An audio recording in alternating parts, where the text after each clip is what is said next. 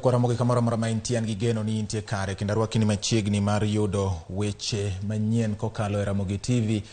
Parni wan gi weche ma opogore mag ka gi kacha. Gie sani nyako Ramogi magi thund weche. Dek manyo monjo kendo kwelo e od jatend migao Aisha Jumwa Maloresho Nairobi. Sasa bei ya mahindi wakati imefika kwa kiwango ya 5,800 ambaye haitijawahi fika hivyo na inaonelea itaendelea kuongezeka, kwa hivyo itakuwa 6,000 na tunaona wananchi ndio wataumia. Ngima medoridore ne jo Kenya ka koro nengo guni achiel mar oduma iuso siling 6,000 e alwora ma Kiambu. Achiedh nade omakomo kuom jotije kaunti ma Kisii bang' nonro yango mibadhi kod jotije Manyawawa. Chiegni nyako Ramogi mar yudo weche manyien adimba, nyinga en George Bati. Obila timo nonro kaluwore kod monj manyo timore dala mar jatend migao mar kit chwech kod jotije mag piny owacho Aisha Jumwa. Otieno manyoro, komanda mar obila ma Nairobi Adamson Bungei oyango ni achije adek nyodonjo e dala Jumwa Maloresho gi thuon kendo ne gikwalo omenda mayo milion 1 gige dusruok e kind mwandu mamoko. Monjno notimore e kinde ma jatend migao no nyonge. Apisas mag okwach kich oselimo dala Aisha Jumwa mar dayo dhojo manyonitiere e kinde manyokuono nyotimore. Penjo medore e wi kaka chijego nyomo modonjo e od Jumwa kata bedo ni en alwora manigarita moridore.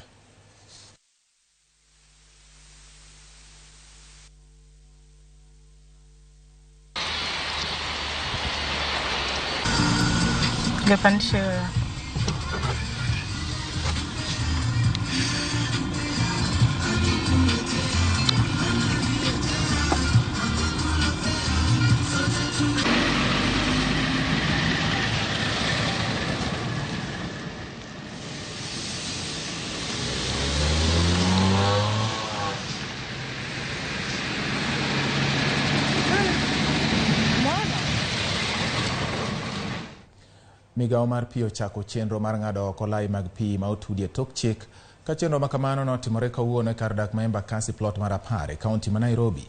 Jagoro mongirore migao mar pi Kiprono Rono wacho ni Kenya wito bilion 10.6 higa ka higa kaluwore kod pi ma otudi ma ok opuodhi. Migao no yango ni lai 250 mag pi ma pacho ka ok chul kata bedo ni gikeyo pi ne jodak kuonde mopogore opogore. Rono wacho ni apedha biro dhi nyime kuom ndalo 100 mabiro mar duoko chien lal ma nyiedhore kaluwore kod lai mag pi ma ok opuodhi. Over the years have been facing a lot of challenges which are related to the destruction and damages and vandalism of this water infrastructure by some private individuals and also sometimes by contractors who in one way or another are hired to deploy government-related infrastructure. We have realized that the government is losing close to 10 billion Kenya shillings per year because of non-revenue water. People and customers who are not paying for the piped treated water.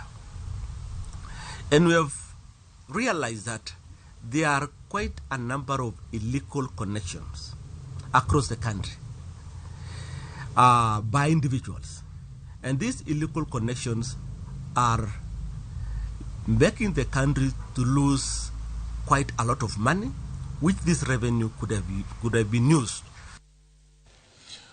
Wadhi nyime korwadhi ane kaunti ma Kisii kama gavana ma Kisii Simbarati osingo mar kedo kod mibadhi kendo luoko tend kaunti no kaluwore gi nonro mag jotije mag kaunti. Report mar nonro manyo yangi kato yango ni kaunti ma Kisii nigi jotije maromo 1,314 Manyawawa kama 1,500 ni kod obok mag somo mabandia. Lipono bende oyango ni mibadhi nintie ndiko jotije ma ong'ol ka jotije moko 270 osebedo ka chamo osara maonge namba moyiedhi mayango gi kaka jotich.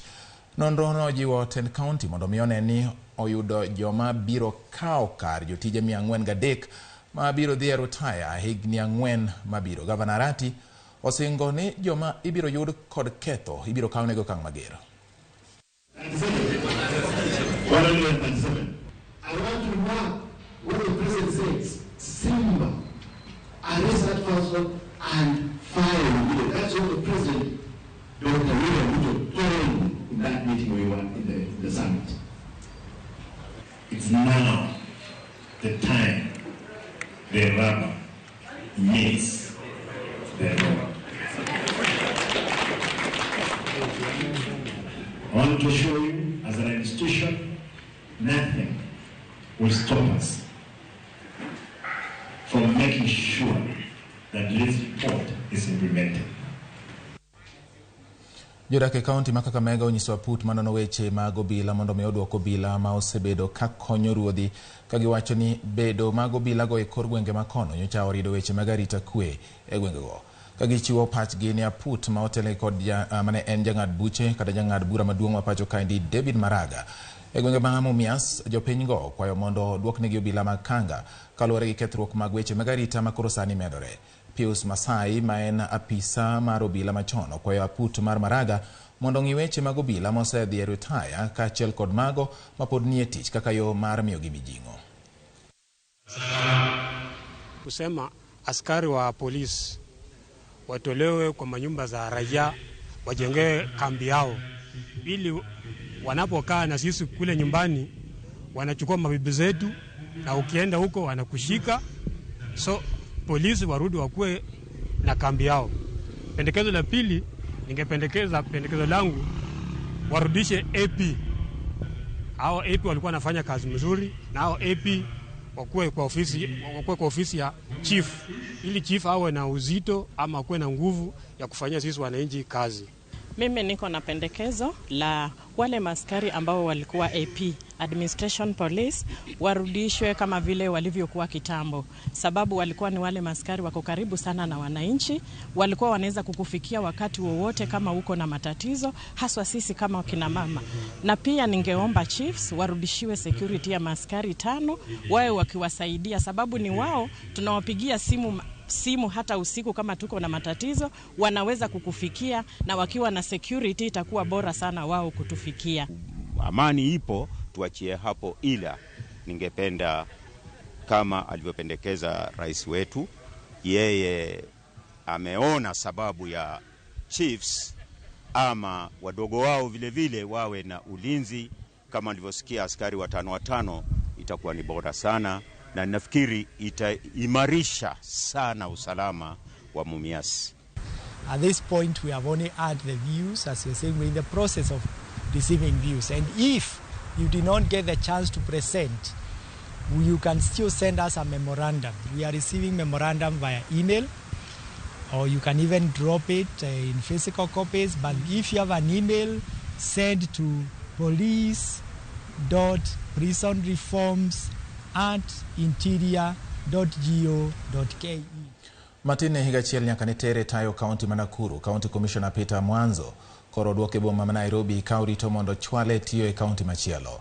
Mwanzo nodonjo e kaunti ma Nakuru kendo rakore kod kweth moko mag jonjore mane thago ganda makono. Mano nuting'o mako jotend kweth moko mane okonore gi timbe mag njore ma idendo ni confirm e kind kweth mamoko.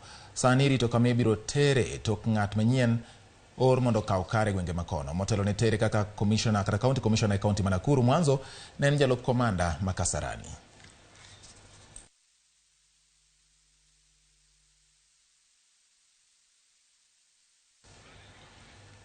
Migao mar thieth e kaunti ma Migori ogolo siem ne joma lal kod yedhe ma owinjo chiw ne jotuo e osiptende mag kaunti no e sama thoth kuonde mag thieth makono wachore ni onge kod yedhe. Ma timore ka pedha koro olandi ne jogo ma uso yedhe ma owinjo chiw nono ne jopiny e ute mag thieth. Apedha ne omiyo mak yedhe moko mane okwal e osiptal mar Ongo Otieno manyoro. Jatend migao mar thieth ma Migori Joshua Ongara wacho ni gibiro dhi nyime gi timo apedha kendo kawo okang' ne jokuo maluchore gi yedhe mowuok e ute mag thieth mag piny owacho. This is a matter to do drugs which were delivered to this store, and they were at the verge of being stolen. Now, our reinforcement officers were vigilant. They were able to intervene and stop the pilferage of drugs. In terms of commodities, we are also going to digitize the entire health system. We are trying to automate systems so that issues like what we are talking about here should end. Pilferages are real, and when we come to our facilities, we can't even find drugs. So we caught these things, and we brought it to the attention of the county to come and deal with it. And since we got them, now we'll actually have a law to come and actually deal with it. We'll do thorough investigation first to find out the core root of this thing. I also want to assure you that I'm here to ensure that all the checks and balances and safety nets are put in. Nengo mogo nyalo idho kaluwore ni nengo oduma koro medore. Jopur oduma mag kaunti ma Kiambu koro ywak ka giwacho ni nengo oduma gunia achiel oseidho nyaka kind Sh5,800 kod Sh6,000. Jowar oduma wacho ni medruok mar nengo oduma e pinje libamba ma Tanzania kod Uganda emokelo midhiero makama. Kata kamano, kata obedo ni piny owacho oseyie mondo mi oduma mawuok e sekta mag ji giwegi mondo us e pacho ka.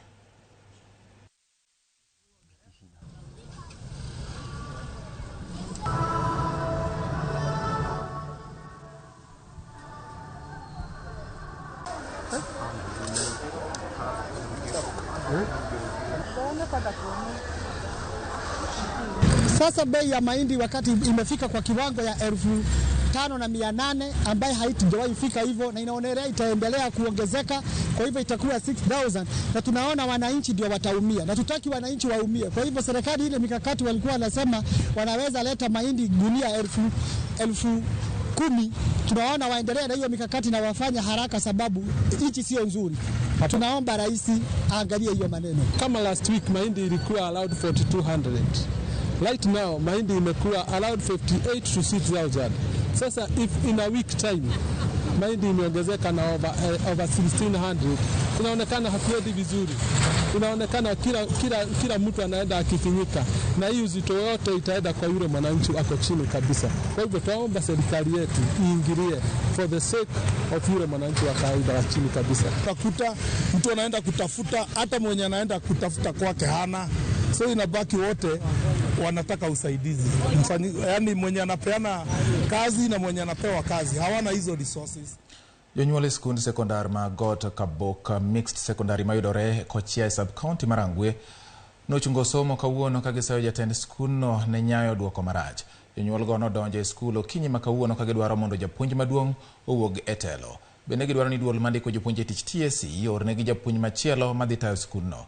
Gimedo ni japuonjno pok otayo skundno maber e duoko mag penj kod weche mamoko.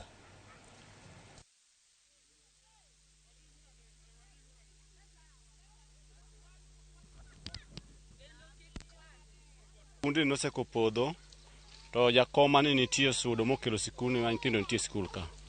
Chandruok machielo manitie, wanwang'o ni sikul ka principal achiel ni en moserve kaka principal, en deputy, en messenger ma skul, en basa. Koro gimano en storekeeper. Principal ni okochiegni gi community, okoketo jonyuol machiegni ma jonyuol nyabedo kode machiegni ma gipor kodgi wach achiel. Mar ariyo en performance mar skul ni.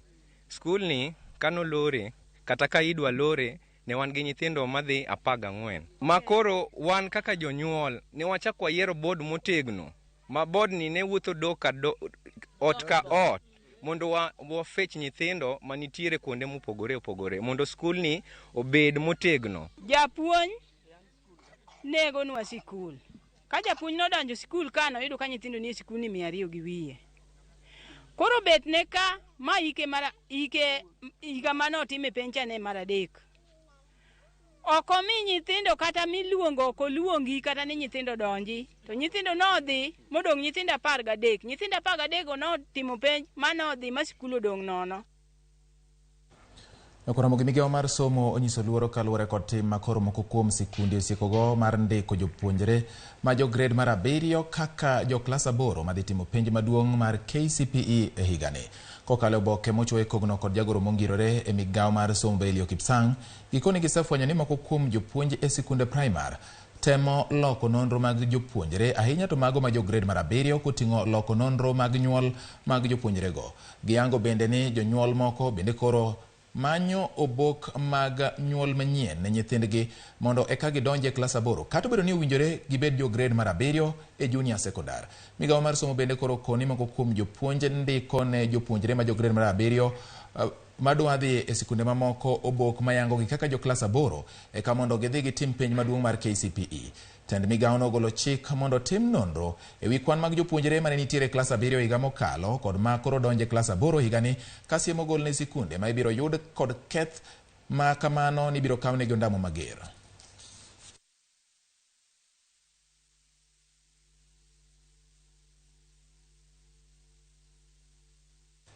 Erokamano nyakwa Ramogi kuom keto Ramogi TV weche manyien ma kagi kacha chope gikonegi kanyo koromo saa 1 wan gi weche manyien mamoko mag ang'ich welo saa 3 weche manyien mag Oimore. Erokamano med mana keto Ramogi TV nikech ma e odwa weche manyien pod biro nikech ilosogi gie sani. Nyinga en George Bati.